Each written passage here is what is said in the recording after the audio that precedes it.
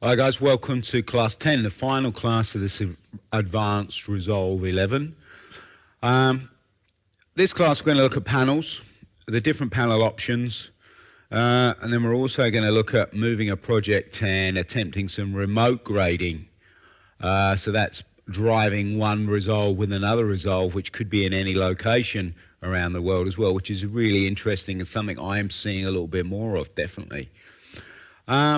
So let's look at the individual panels and talk about some of the pros and cons between them. We've got the Element here. The Element comes from Tangent, a UK company, very widely used. It costs around $3,500 US. It is USB connected, so 4 USB cables run into a hub. Out of the hub, USB into the Mac or PC, you then run a little bit of Tangent software. That lets all panels talk, and away you go. You select in the Resolve what you need to do, so that's preferences at the beginning. You just tell it what panel you want to use under control panels. So we select Element, restart the software, and off you go. So let's have a little further look and see what options we have with us and how does it generally feel for grading. Now, with the Element, one of the things I like to do, and again this is preference to the user, is in the settings under control panel, turn the sensitivities up for the trackballs and the rings to around 80 as a starting point. It just makes them a little bit more sensitive. So this is the top 6, which is the rings and these guys. Apply that and they will feel a bit more sensitive. Now, the key advantage of any panel is these guys. You know, the feel of these is really nice. And what it does, it allows me to look directly at this and not focus on the GUI all the time. I'm not having to look over there with the mouse and focus things in here to do precise little controls, come there like I would with the mouse. I'm just focusing and just looking. I'm looking at the waveforms obviously as well, but I can adjust 6 or 7 things really quickly, and you just sort of do it naturally. It's hard for me sometimes to explain what I just did. People in sessions saying, what did you just do? How did you get that picture looking like? Well, I just did. Yeah, and as more experience you get, you will jump in there and you'll jump into just second nature to find out things in here that you need to do. You go to primary, you know that saturation is just there. It feels very natural, and this feels good panel. So let's start in the middle here. Obviously, the balls exactly mapping the GUI with the color wheels. The rings are the sliders. These guys here are resets. So the single one there, that resets the ball. That one resets the ring. Over here, if we move across to our transport side, this obviously has a play, stop, next clip. Usual things you would expect to find. This guy is a jog.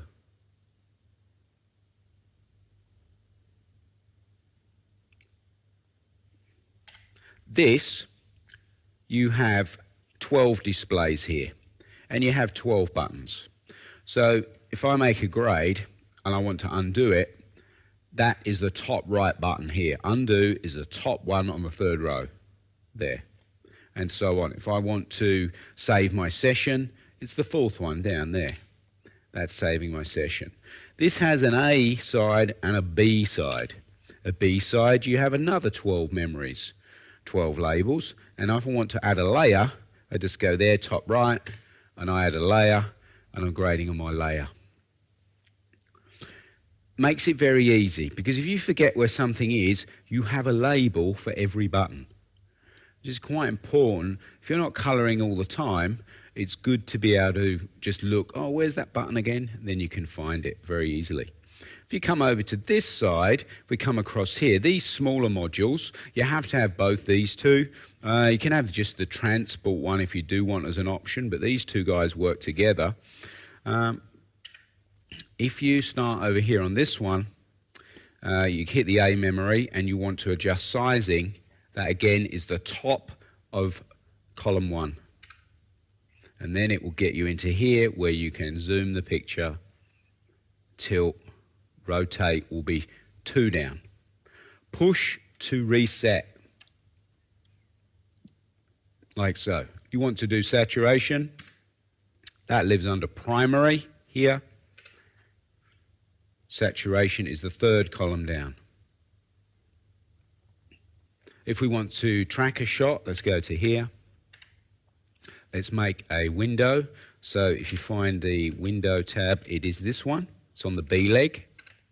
Window, top, add, puts in a circle, use the sizing, and we can pan, which is 2nd level down, tilt up like that, make it a little bit smaller.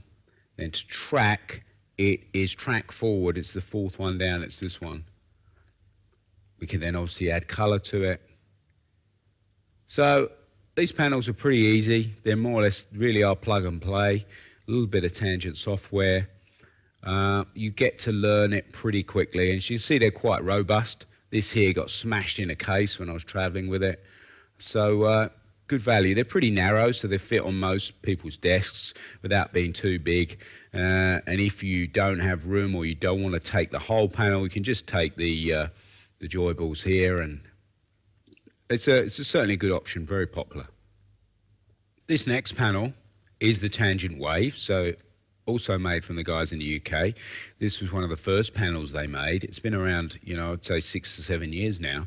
Used a lot with Apple Color quite a while ago, and then obviously when Resolve came along, really heavily used with the Resolve. Been superseded a little bit by the Element, but like the Element, you cannot customize any of the buttons. It's worth mentioning in that. What you see is what you get. You cannot go and say, I want to map this here or that there, which does have its benefits. Coming out of the box, if you're a freelancer, if you sit down on a wave, wherever you are in the world, it's going to be mapped the same as the Element, same as the big panel. So what have we got here? It is USB, single USB, no software, straight into your machine. Start with the track balls. I'll say for 1500 US switches, it feels very nice. It's not quite as maybe sensitive as what the Element is, and I actually prefer the rings around the edge rather than having to reach here. There is a tendency you may reach and jog a color like that, but the feel of them is pretty good. Sensitivities can be adjusted as well, exactly the same as we would have done with the Element. Again, just having any form of panel, whatever, it's just so nice just to give you a bit more creative freedom. And I think you just feel more likely to want to create a different grade rather than noodling with the mouse. Gives you more freedom. Your resets are in here. So again, small dot, ball, large circle, ring. Obviously not as many buttons as the Element, and certainly not as many buttons as the big Resolve panel, so something has to give, and that is you have to cycle through quite a lot of menus. Someone did posted somewhere that it did sound like a 1960s sewing machine, and I suppose if you keep pressing it enough, it does, which made me laugh a bit. So you start at your top level, which is all the way up here, and that puts you into the actual sizing controls where you can zoom a shot. You can zoom it in there and you just push to reset. Move along, rotate, push to reset. So once you know that's on level 1, that's fine. Come here, next level down, and that becomes your Luma lift, your base memories. You just get to know where they are and so on. You keep going down. You've got about 12 levels. Add a serial node. Add a parallel node. You see there we're adding nodes. Do a grade. Disable it. Is there. So everything is there. Again, it's a case of just finding it and just keep going. You get to know that Windows is on level 5. Things like secondaries are really useful to use on the panel because you have a little button or knob for everything, for adjusting your vector width and everything like that. So that I find easier. Let's go down and go to that same shot over here. So if we got to there, then you'd need to find a window. So you'd go, okay, we'll make a new node because we've got primary balance in there, add serial. And then you'd go down for Windows, power window, circle, add. Having turned on the window, we then need to move that around. So we find our window, which is down from the nodes.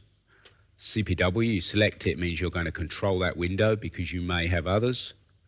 So let's do that again. As soon as it lights up, it means you are controlling that. Pan it across, zoom it, bring it up, back across there. So we just continue down. We have our qualifiers. We can obviously just make windows, much the same, where we can turn those on. We can do keys. So you will get to know where the different buttons are. There is a shortcut. If you hold these two down here, it says, do you want to be in memories or master menu A, which is these guys, or you want to be there on B. Mainly the things you use are going to be on A, so you just click that one, and it's like a shortcut. Oh, you want to go to the gallery reference and you want to play a still. So if we find some stills, and we've got one there, we can then go into and toggle through and play stills. So it will toggle through on our GUI and we can play a still. That will play still as this one here. There's no let's find one where we do have a still attached. Let's do that. There we go, that will play still. So this will then toggle that off, and this works as your wipe there. So like the Element, everything is there, but just being able to toggle up stills, toggle them off, grab stills into your still store is really useful. Into there, F4, so these all have functions as well. Step through, next shot, this shot. It's very light, so it is very portable. Slight negative, it is quite wide, so some people report it doesn't fit on the desk too well. 1500 US, so it's pretty reasonable in terms of its price. I travel with it a little bit if I just want one panel. Very easy to get installed, and you plugs, put it in, it works, very reliable. So a good option, definitely a good starting option. So this is the Avid Artist. Used to be Euphonics, MC Color. Again, used a lot with Apple Color in the early days.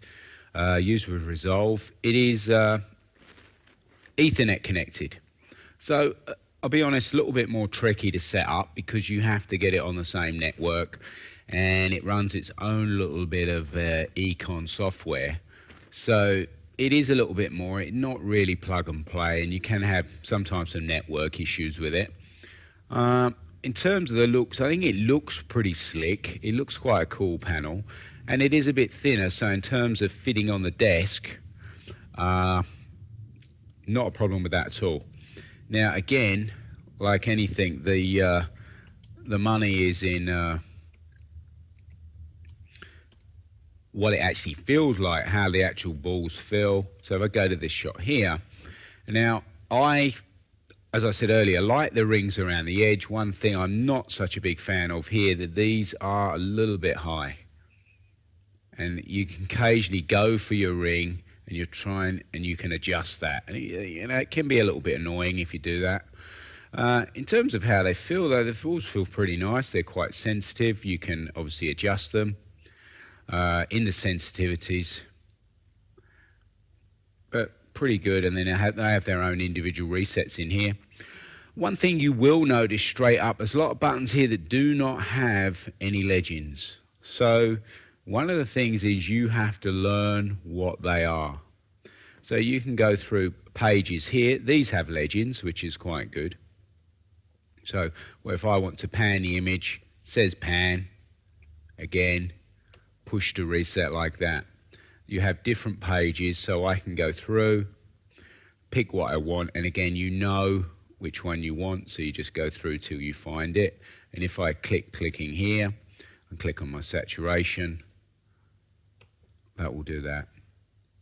We have shortcut keys that you can use which are programmed up to do different things like base memory, add a serial node there, F3. So you get to learn what these do. I find that some of these buttons are a little bit small. And that would be maybe one criticism I've got of the panel. But I would say if you are using this guy all the time, then you would definitely get to know where the buttons are, what they do. If you are very much a part-time colorist, maybe you're an editor, shooter, and you just bring your panel down and you want to get working, it's going to be harder because you're going to go, right, okay, now where's that? That's the same as me when I use it. You know, you can tell I'm not totally up because I haven't used this one for a while. It's $1,500 US, so it's in a good price range. It's good to get going. It looks, as I said, looks pretty slick, and it works really well. Just, you will need to learn it. It's a bit more of a learning curve, but having said that, once you do learn it and you're up and away, it's very good. And lastly, we have the Blackmagic Resolve surface, which is $30,000. It's really nice, very user-friendly because you have lots of buttons to do everything. Now, at first it does look a bit intimidating, but to be honest, it's pretty easy to use. Nothing is mappable, like the Wave, like the Element, the other panels. You cannot customize a button to go here or there. So once you learn the basics of it, combining that with a fair amount that you do on the mouse anyway, it becomes quite easy to use. So if you got the chance to use one, jump on it, try and give yourselves a bit before your session to get you, and don't be too frightened of it. You will be okay, and you will pick it up pretty quickly as you go along because every little button has a little legend, so if you can't find something, you can have a sneaky look around and you find it. Let's start in the middle, like we have on all of them, with the money, as I like to call it, these guys. Definitely feels a level up from the other panels. Very smooth. Just has a very nice feel about it. I do like just the softness. So I can say that just doesn't make any sort of glides when you're using it. They're actually laser guided trackballs, I think they put in these now. So the feel is very good. Resets here. So if I put a bit more there on this shot with the ball, that's RGB, the ring, level, or you can reset both, all.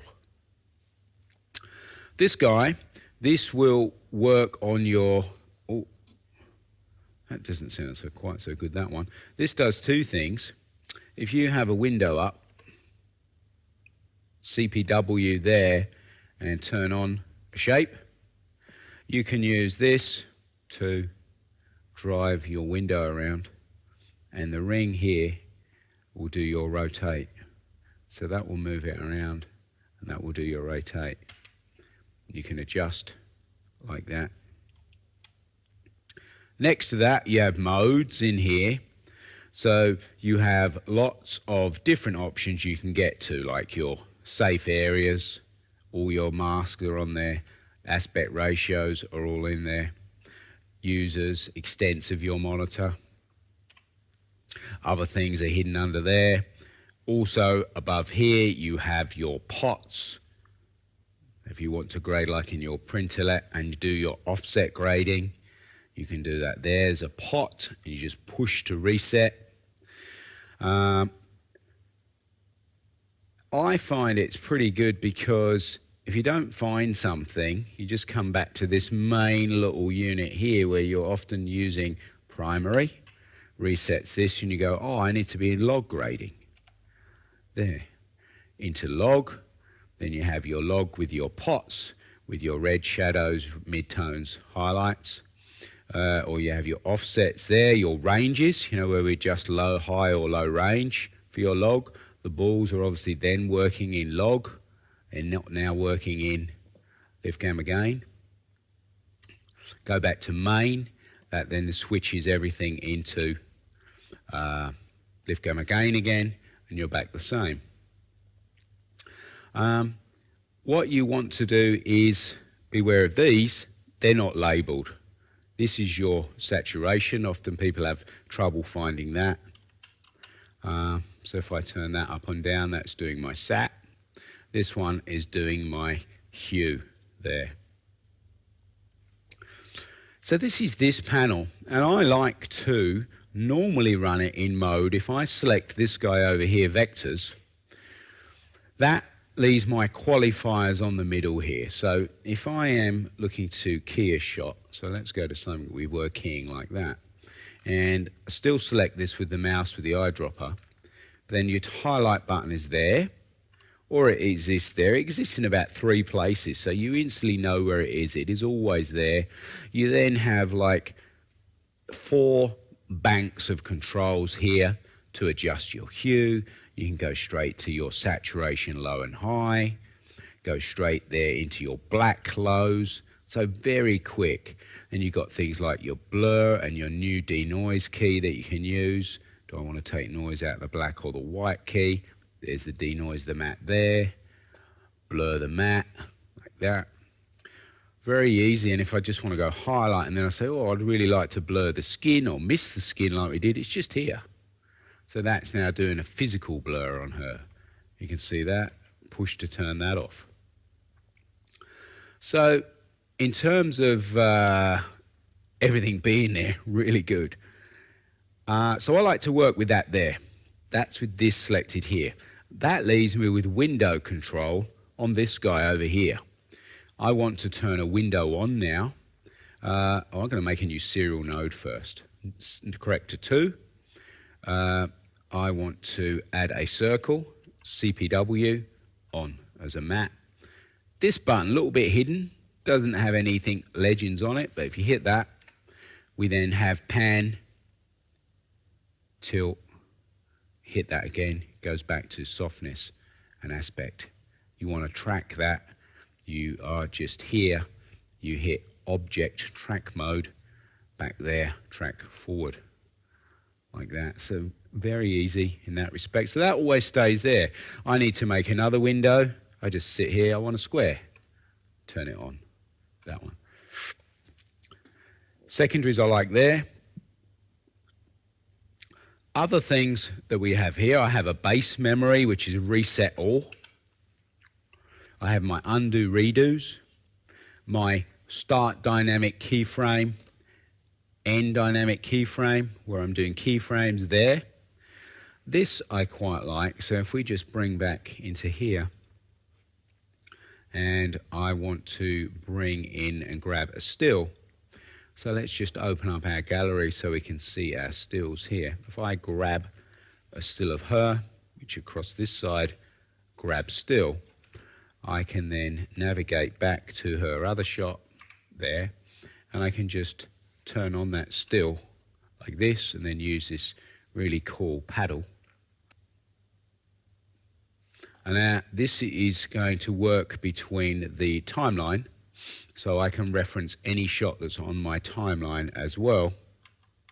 So now we're wiping to between the timeline and the still store. Or if I go back to still, it's just wiping. This shot is live on the left. That's the still store there. Lastly, I have one for offline. So if I have an offline loaded, we see it there.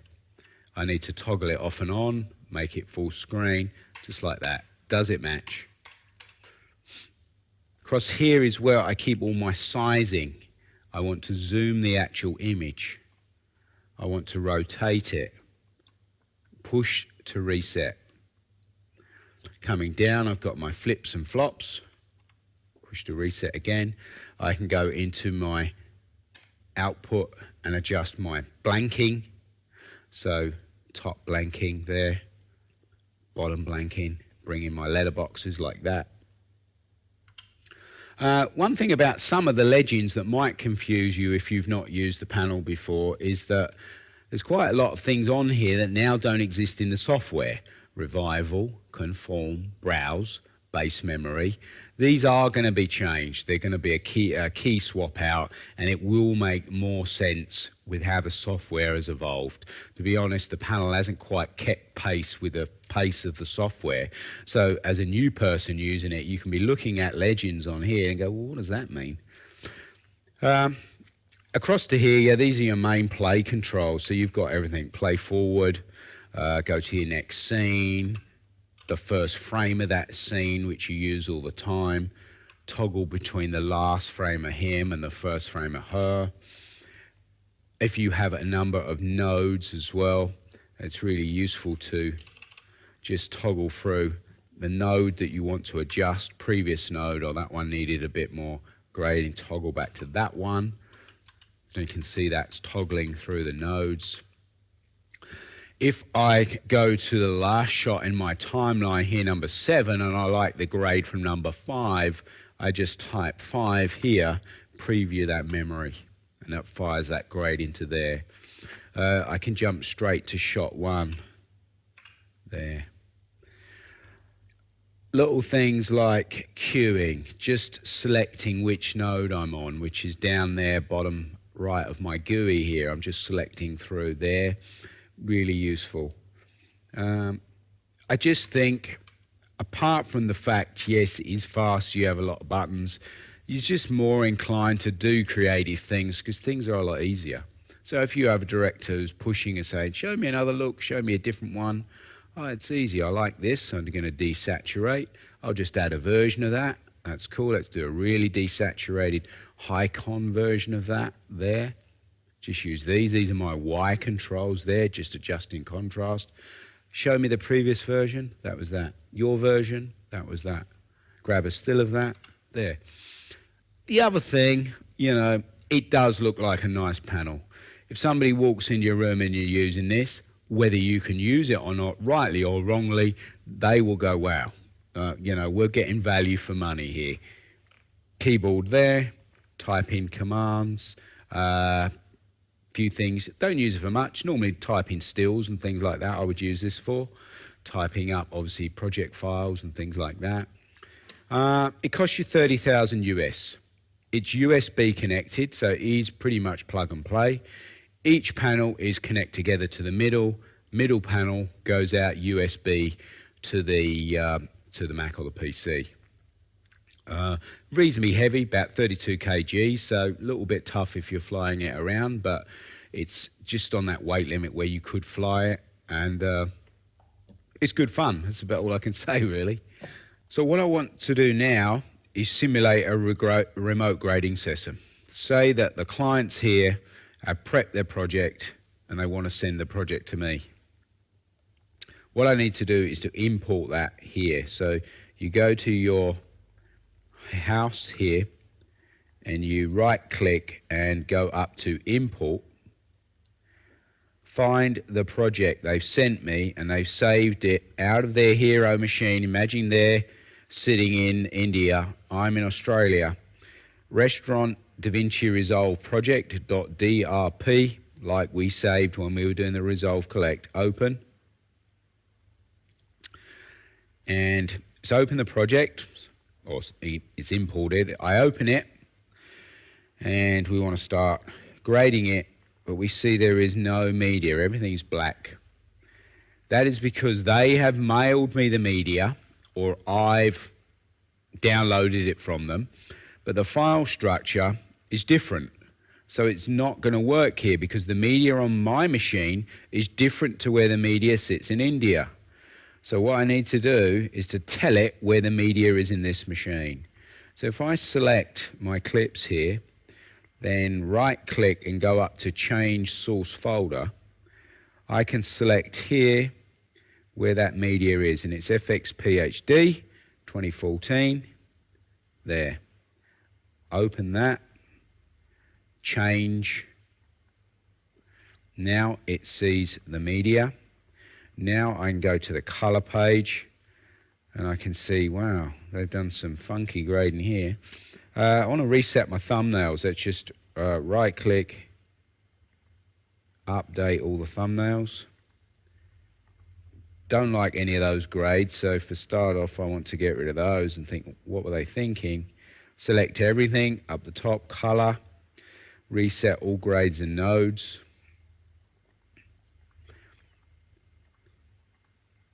We then have to get the two machines talking together. So now I go to imagine these guys are in India, they are the client, they're sitting there with their fancy monitor, cappuccino on the sofa.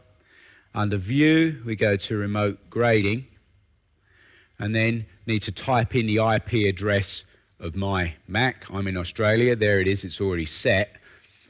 In there, you type it into this field here. Connect, comes up here with a little box, accept remote grading session in progress, so I can move that across. Clients in India can move theirs across, put it up over there. I now hit play on my laptop, is moving the hero machine in India. So when I start to make a grade,